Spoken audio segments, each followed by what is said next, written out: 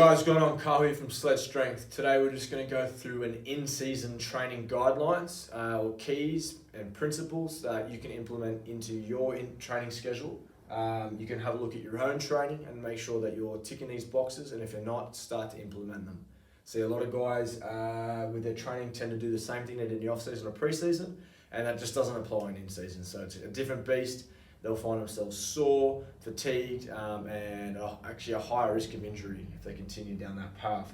On the flip side, a lot of guys back off from their training or just completely don't do any physical training, rely on the rugby training to get performance, and then they just start going backwards as well. So this is just a few keys you can do to look at your week and start implementing some strategies to get the most out of you on game day. So on that, the first principle is perform. So it's all about performance on game day. If anything takes away from that, it needs to go from the week. Realistically, like, we're here to perform, win games, and play good footy. So everything needs to be driven towards that. That's at the top of the pyramid, and that's what we need to be focusing on. This can come down to your match day routine. Are you waking up at the regular time? Give yourself plenty of time to get ready, your nutrition, your hydration. Really ticking all the boxes so we can get the most out of you. Next one is work around the game day. So that's the game day model that I've alluded to before, and we'll do another video on that, breaking down how you can break down your week in the game day model.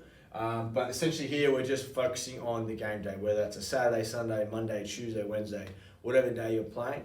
We need to find out when we're playing and then work backwards from there. It's really simple if you play once a week and it's always on the same day, so it's always a 7-day turnaround.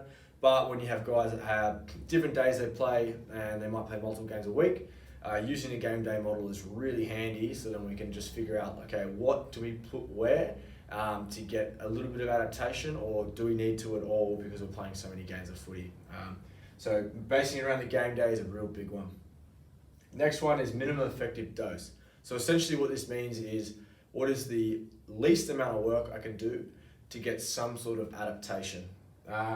In the pre-season, off-season, we will probably be pushing this a bit further, so we're doing a lot more volume, and then to drive adaptation. A lot of time we'll see us come down in performance to then get a better adaptation on the other side.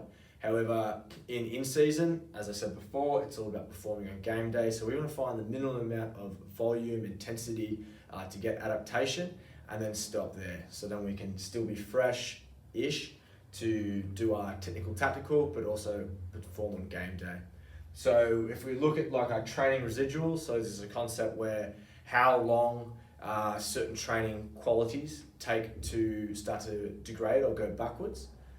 We need to sort of look at, like, okay, what do I need to be focusing on every week, or what can I afford to pull back on a little bit and only do maybe once every 4 weeks. So for example, we've got aerobic capacity.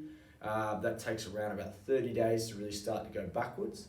And the same goes for strength. So essentially with a lot of those components, we can get that out of our technical tactical training. So we don't need to really be addressing it too much in season, have a really small volume.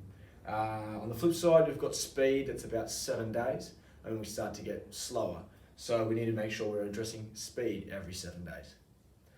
The last one is prioritize performance gaps. So this is very individualized, but we have a finite amount of time in the in-season and our weekly training blocks. So we make sure we need to get the most bang for our buck.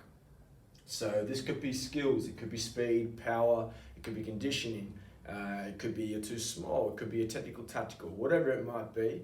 You need to analyze your own performance against yourself, against the team, against the competition, and see where our gaps are. So you can do this by regular performance testing, reviews with your coach, and then your own video review as well. So make sure we can identify what our weak areas are and then refocus our training to get the most out of us. So there's 4 key principles that I use when we're looking at in-season training.